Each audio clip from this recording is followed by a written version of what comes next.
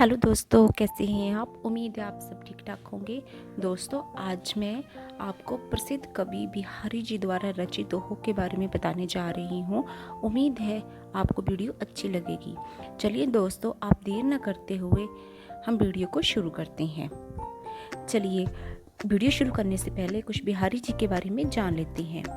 बिहारी जी का जन्म 1595 में ग्वालियर में हुआ था। जब बिहारी 7-8 साल के ही थे, तभी उनके पिता ओरछा चले आए, जहां बिहारी ने आचार्य केशव दास से काव्य शिक्षा पाई। यही बिहारी रहीम के संपर्क में आए। बिहारी ने अपने जीवन के कुछ वर्ष जयपुर में भी बिताई। बिहारी रसिक जीव थे, पर इनकी रसिकता नागरिक जीवन की रासिकता थी। उनका स्वभाव विनोदी और व्यंग्य प्रिय था। 1663 में इनका देहावसान हुआ। बिहारी की एक ही रचना सतसई उपलब्ध है, जिसमें इनके लगभग 700 दोहे संग्रहित है। चलिए दोस्तों, अब बिहारी जी के दोहे शुरू करते हैं। पहला दोहा है, सोहत ओढ़े पितु पटु साम स्लोने गात, मनो नीलमणि सैल पर आतपु पर्यो प्रभात। इन पंक्तियों में बिहारी जी ने श्री कृष्ण के सौंदर्य का वर्णन करते हुए कहते हैं कि श्री कृष्ण जी पीले वस्त्र पहने हुए ऐसे सुशोभित हो रहे हैं मानो कोई नीलमणि पर्वत पर प्रातःकालीन सूर्य की किरणें पड़ रही हो। अगला दोहा है, कहलाने एकत बसत अहि मयूर मृग बाग, जगतु तपोवन सो कियो दीर्घ दाग निधाग। बिहारी जी इन पंक्तियों में कहते हैं कि ग्रीष्म ऋतु की भयानक ताप ने इस संसार को जैसे तपोवन बना दिया है। इस भयंकर गर्मी से बचने के लिए एक दूसरे के शत्रु सांप, मोर, हिरन और बाघ सब साथ साथ रहने लगे हैं। विपत्ति की इस घड़ी में सभी दुश्मनी भुलाकर जानवर भी तपस्वियों जैसा व्यवहार कर रहे हैं। अगला दोहा है, बतरस लालच लाल की मुरली धरी लुकाई, सो करे भानु हसे दैन कहे नट जाई। बिहारी जी इन पंक्तियों में कहते हैं कि गोपियों ने श्री कृष्ण से बात करने की लालसा में उनकी बांसुरी छिपा दी है। श्री कृष्ण के मांगने पर राधा उन्हें बांसुरी ना देने की कसमें खाती है। वे बोहें उठाकर बांसुरी ना चुराने की बात कहती है।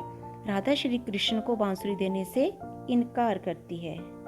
अगला दोहा है, कहत नटत रिज्जत खींचत मिलत खिलत रजियात, भरे भोन में करत है नैननो ही सब बात।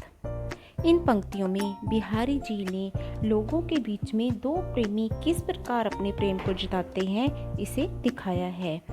भरे भवन में नायक अपने नायिका को आंखों से मिलने के इशारे करता है, जिसे नायिका मना कर देती है।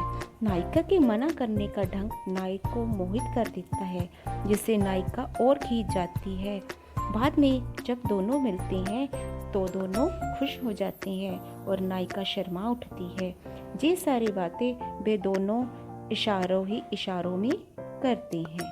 अगला दोहा है, बैठी रही अति सघन बन बैठी सदन तन माह, देखी दोपहरी जेठ की शाहों चाहती शाह। इन पंक्तियों में कबीर जी जेठ मास की दोपहरी का चित्रण किया है। इस समय धूप इतनी अधिक होती है कि आराम के लिए भी छाया नहीं मिलती। ऐसा लगता है मानो छाया भी छाया को ढूंढने चली गई हो। गर्मी से बचकर विश्राम करने के लिए वह भी किसी घने जंगल में जाकर बस गई हो। अगला दोहा है, कागज पर लिखत न बनत कहत संदेशु लजात, कही सबहु तेरो हियो मेरे हिये की बात। इन पंक्तियों में बिहारी जी उस नायिका की मनोदशा को दिखा रहे हैं जिसका प्रियतम उससे दूर है। नायिका कहती है कि उसे कागज पे अपना संदेश लिखना नहीं आता। किसी के पास वे अपना संदेश भेज भी नहीं सकती, क्योंकि उसे संदेश भेजने में लज्जा आती है।